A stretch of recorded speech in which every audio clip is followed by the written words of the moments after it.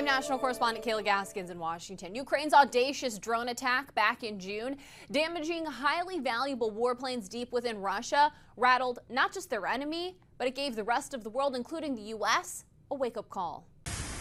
In the dark hours of night, as Thursday turned into Friday, Russia lobbed 574 drones into Ukraine, hitting 11 targets across the country.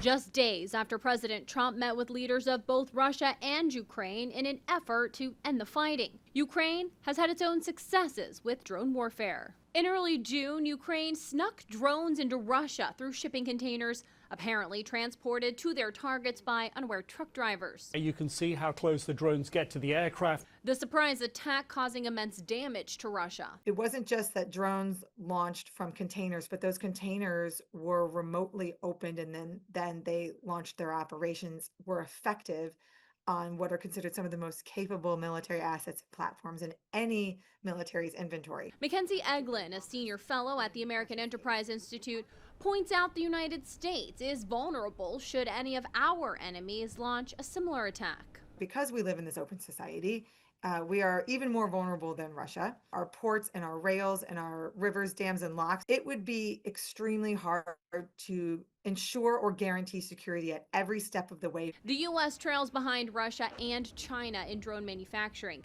military implementation of drones, and in building systems to defend against them. America is pretty vulnerable against unmanned threats, drone threats, other threats from the air. Following Ukraine's drone attack, President Trump signed an executive order to build up the U.S. drone industry and to crack down on unlawful drone activity and prioritizing real-time detection and identification of drones to safeguard national security.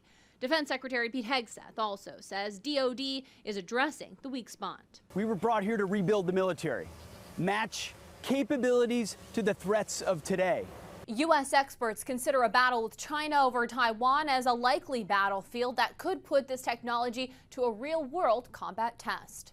In Washington, I'm Kayla Gaskins.